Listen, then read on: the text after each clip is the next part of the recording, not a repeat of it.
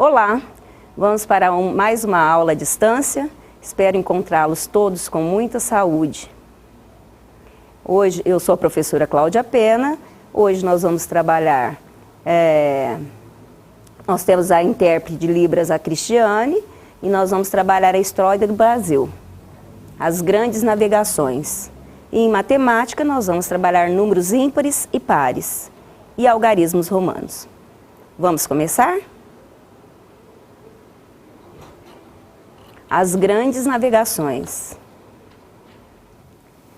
Grandes navegações é a expressão usada para se falar da exploração do Oceano Atlântico, feita de maneira pioneira por Portugal ao longo do século XV e XVI.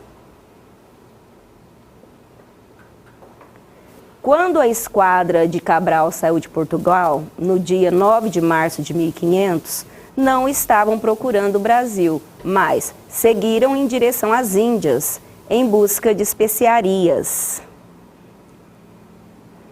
As especiarias eram como, por exemplo, cravo, canela e pimenta do reino.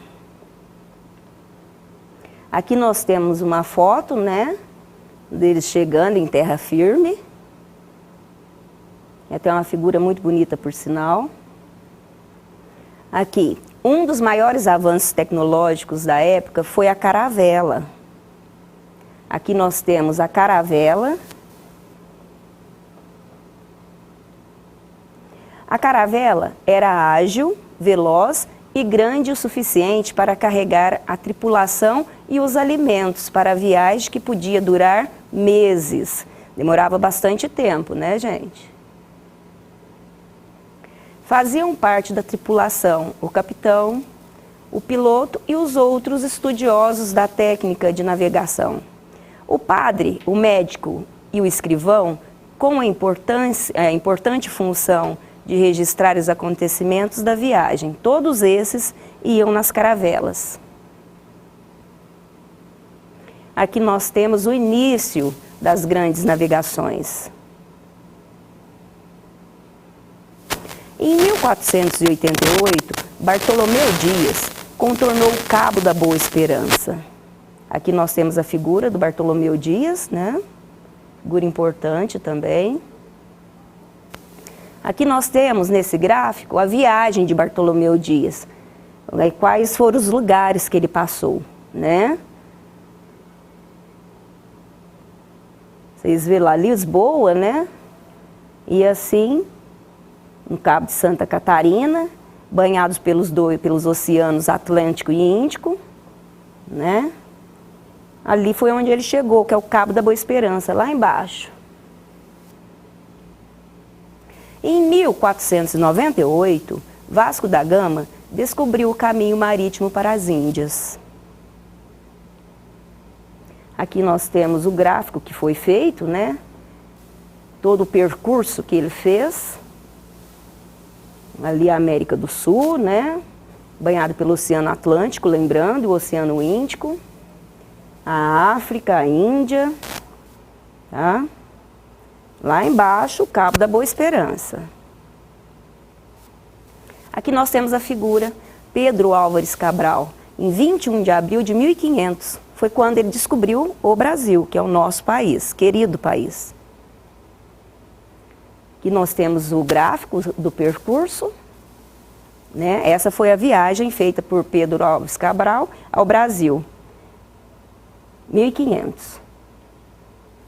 No ano de 1500, os portugueses chegaram ao Brasil e deram início à colonização da América Portuguesa. Aí nós temos as consequências da expansão marítima, né? O que foram as causas dessa expansão? A escravidão, a acumulação de capital, a formação do sistema colonial tradicional. Foi aí que se deu o início. Agora, nós vamos testar um pouco o conhecimento sobre o que foi dito anteriormente nesta aula. Vamos lá?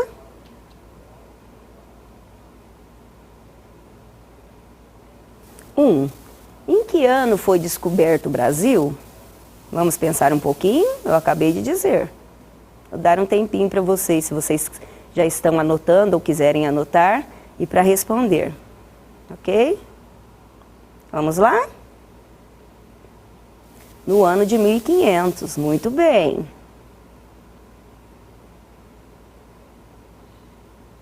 2. Quem descobriu o caminho para as Índias? Acabei de dizer também. Vamos pensar um pouquinho?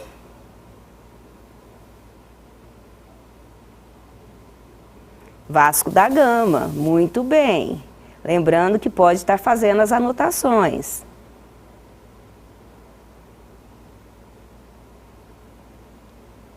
Três. Quais as consequências da expansão marítima? Acabei de dizer também no textinho. Vamos pensar um pouco? A escravidão, acumulação de capital e formação do sistema colonial tradicional. 4. Assinale algumas especiarias que a tripulação das caravelas procuravam na Índia. Nós vamos assinalar só o que eles iam atrás na Índia, tá bom? O cravo, a canela e a pimenta do reino. Essas eram as especiarias que eles buscavam. Agora nós temos aqui algumas curiosidades sobre a história do nosso país, do Brasil. Aqui nós temos o mapa do Brasil, né? Lindo. O mais bonito de todos. Um pouquinho de conhecimento. De acordo com o antropólogo Antônio Rissério, o Brasil nasceu dançando. E não à toa. Quando os portugueses chegaram no local que se tornaria o Brasil futuramente, os índios, ao invés de atacarem, recepcionaram os desbravadores com uma dança. Ali nós temos uma dança indígena, né, gente? Que é uma dança muito bonita, por sinal. Mais uma curiosidade.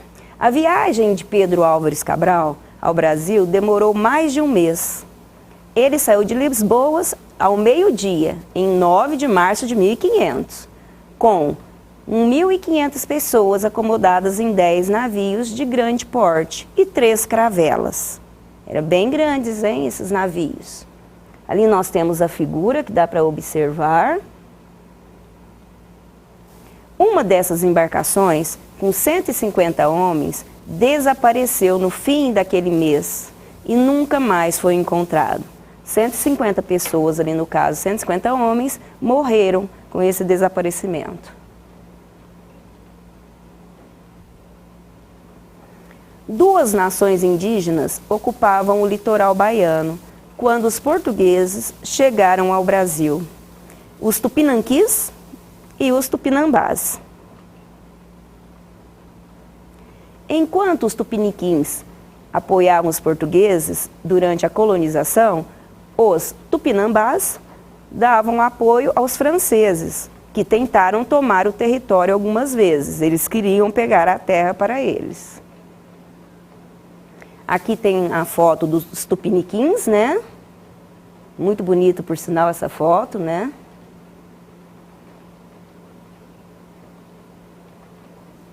Mais de 1000 línguas eram faladas no Brasil antes do descobrimento. Hoje, apenas 180 ainda sobrevivem, e apenas 11 são faladas, por mais de 5.000 pessoas.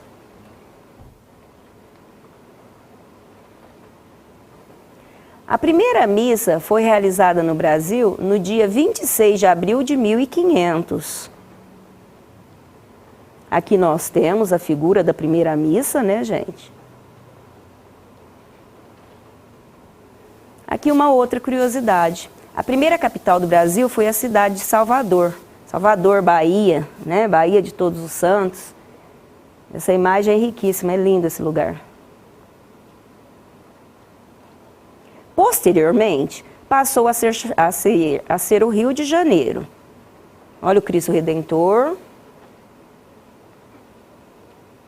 Só no século XX, a capital se tornou a cidade de Brasília. aqui, né? Cidade de Brasília. Mais uma curiosidade.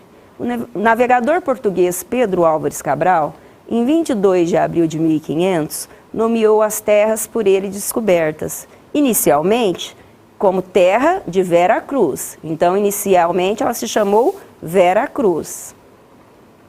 Em grande parte, devido à cruz da Ordem de Cristo, que as caravelas capitaneadas por Cabral ostentavam em suas velas. Aqui nós temos o símbolo, né, o brasão aí. Outra curiosidade, os nativos, chamados de índios pelos portugueses, denominavam aquela terra como Pindorama, que em tupi significa terra das palmeiras. A palmeira, né, tradicional, ela é bem tradicional brasileira. Sabe onde fica e qual é a primeira rua do Brasil? Localizada em Salvador, a Rua Chile, que no passado chamava-se Rua Direita dos Mercadores. Foi criada em 1549 por Tomé de Souza, com 400 metros de comprimento e 466 anos. A via está sendo revitalizada e será transformada em complexo turístico. Será para passeios, né? Localizada em Salvador, a Rua Chile, que no passado chamava-se Rua Direita dos Mercadores, foi criada em 1549 por Tomé de Souza. Com 400 metros de comprimento e 466 anos, a via está sendo revitalizada e será transformada num complexo turístico. Aqui nós temos a foto da Rua Chile, né, que fica em Salvador, na Bahia. A carta que o escrivão Pero Vaz de Caminha escreveu em 1500 aos lusitanos, Dom Manuel I. Aqui nós temos a carta, uma parte da carta que ele escreveu. Em forma de diário, é considerado o primeiro documento escrito da história do Brasil e o primeiro texto literário redigido na América Portuguesa. Aqui nós temos a foto, né, de Pero Vaz Caminha. Aqui a carta redigida por ele.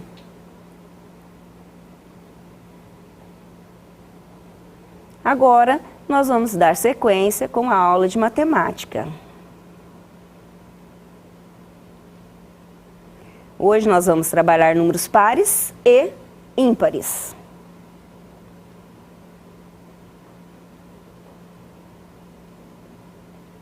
Par ou ímpar? Já brincou de par ou ímpar e ficou uma dúvida se o número que formou era par ou ímpar? Todos nós, né, gente? Carlos e João resolveram jogar videogame, mas deveriam decidir quem começaria. João falou para decidirem na disputa do par ou ímpar, e Carlos aceitou.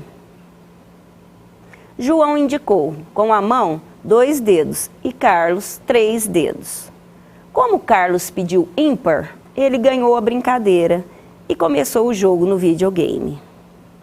Que 5 é um número ímpar. A brincadeira do par ou ímpar é muito utilizada para decidir o primeiro a iniciar uma brincadeira ou no caso de desempates. Os números terminados em 1, 3, 5, 7, 9 são chamados de ímpares. Vamos lá mais uma vez para fixar bem? Os números ímpares são terminados em 1, 3, 5, 7 e 9. Todo número ímpar, quando dividido por 2, deixa resto igual a 1. Os números terminados em 0, 2, 4, 6 e 8 são chamados de pares. Vamos fixar bem. Os números terminados em 0, 2, 4, 6 e 8 são os números chamados de pares. Os números pares, quando dividido por 2, deixam o resto 0. Aqui nós temos todos os números de 0 a 9, são os números pares e ímpares ali, né? Se temos de 0 a 9, nós temos pares e ímpares. Agora nós vamos desenvolver algumas atividades. Vamos lá?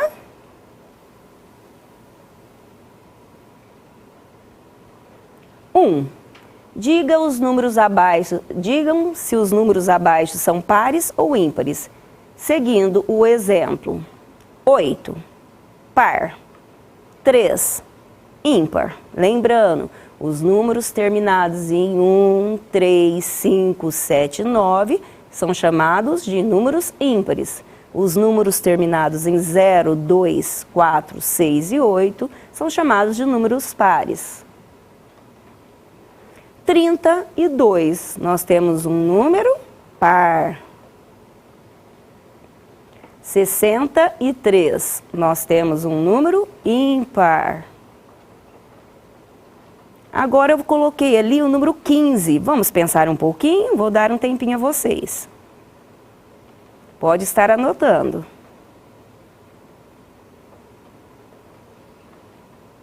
Depois eu vou colocar o número 17. 15 é um número ímpar. O 17, terminado em 7, é um número ímpar. Muito bem. Na sequência, eu coloquei ali o número 26. Coloquei o 81, o 102, o 105, o 55, o 33. Vamos preencher? 26, lembrando, terminado em 6 é um número par. E o 81, que é terminado em 1? Ímpar.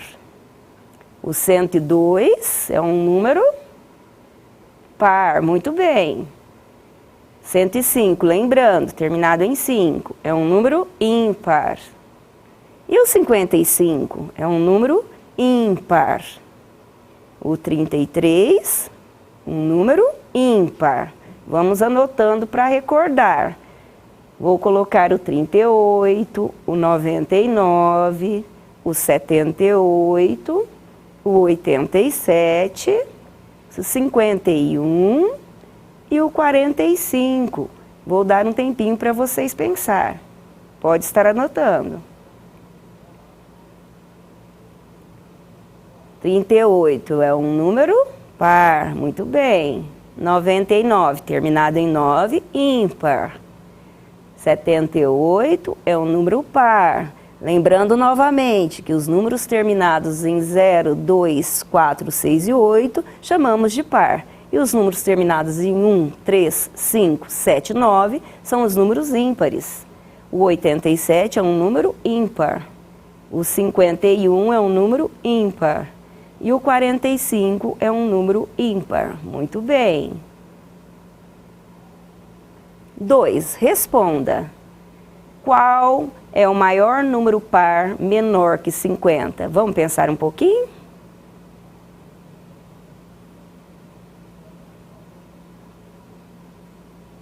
Vamos para a resposta?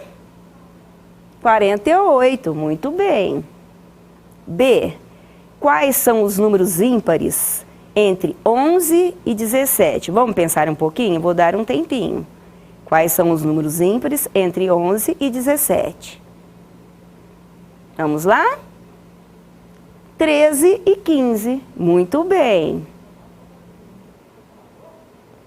Qual é o maior número par de 2 algarismos? Qual é o maior número par de 2 algarismos? Vamos pensar bem? Qual é o maior número par de 2 algarismos, de 2 números? 98, muito bem. D. Qual é o menor número ímpar de 2 algarismos? Ímpar, eu quero o menor número ímpar, com 2 números, 2 algarismos.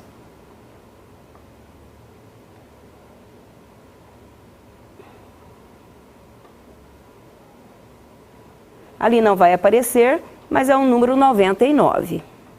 E quais são os números pares entre 34 e 42? Vamos pensar um pouquinho. –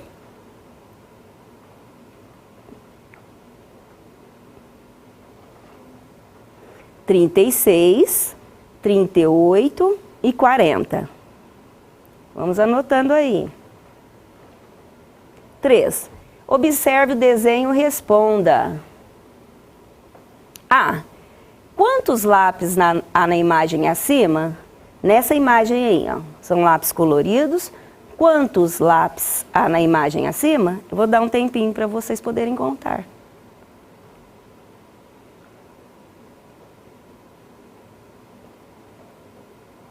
(18 lápis, muito bem.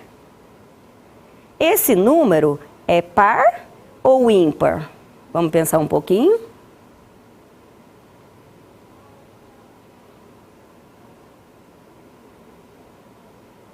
É par. Pois espera aí, corri um pouquinho. Par. Notaram? Agora nós vamos para os algarismos romanos, né? Aqui nós temos a figura, o símbolo. Esse representa 1, 2, 3, 4, 5, 6, 7, 8, 9, 10. 10. O L representa o 50, o C representa 100 e o M é representado pelo, o 1000 é representado pelo M. Os algarismos romanos são indicações numéricas utilizadas para indicar séculos, capítulos e página de livros, horas dos relógios, nomes dos papas e reis, dentre outros. Nós utilizamos também bastante os algarismos romanos.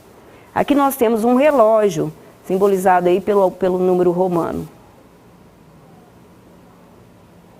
Os números romanos foram durante muito tempo a principal forma de representação numérica na Europa.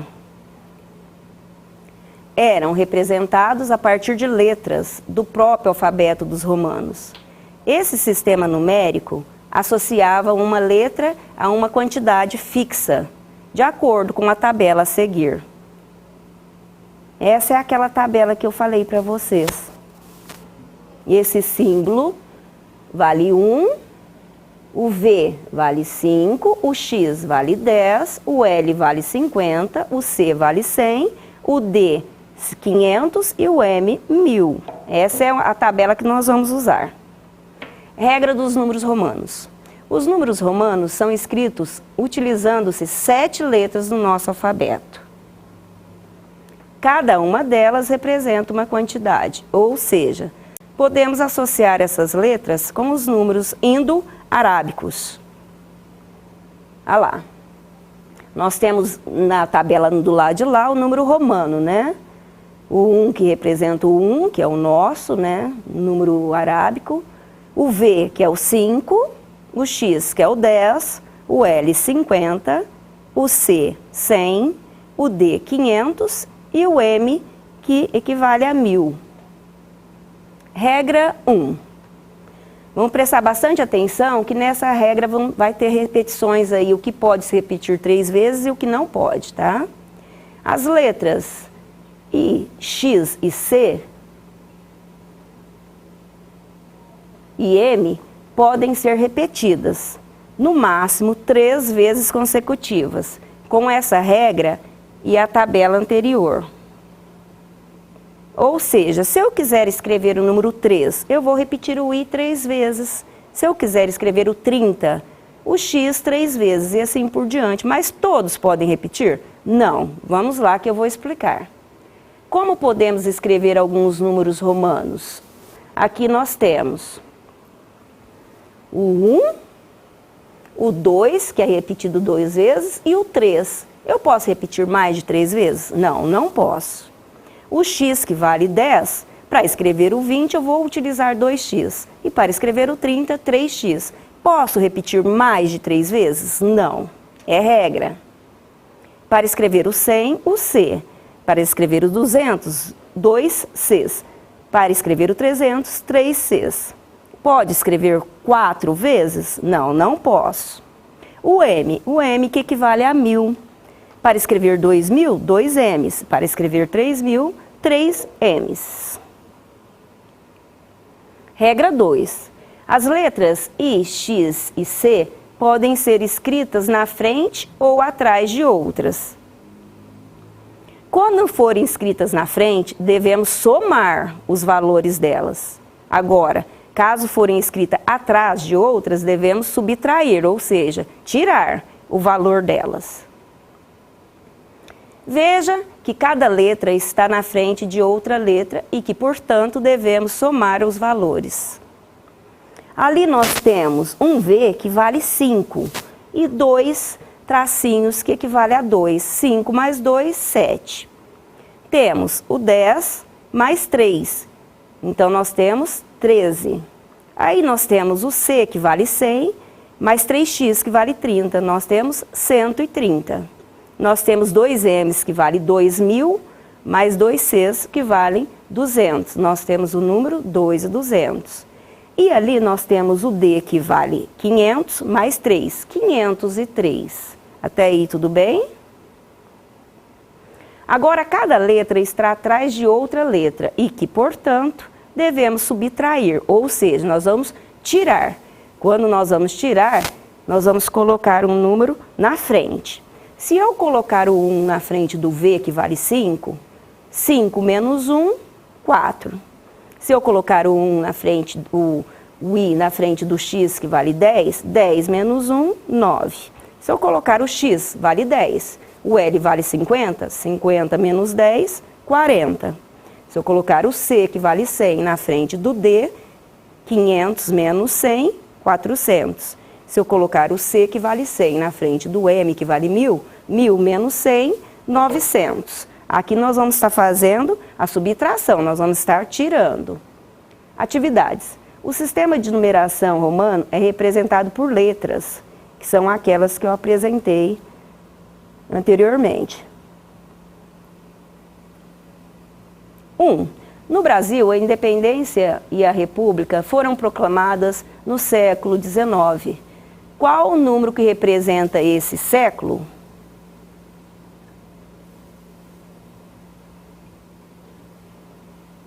2. Em algarismo romano, a soma de 10 mais 10 vale 2x, 20. 3. O número 7 corresponde em algarismo romano a o V com 2 is. 7. 4. Quando o ponteiro pequeno, que é da hora do relógio, está apontando para 7 e o ponteiro grande, que é de minutos, apontando para 5, qual é o horário certo? 12 horas e 25 minutos. Muito bem. 5. Vamos somar utilizando algarismos romanos.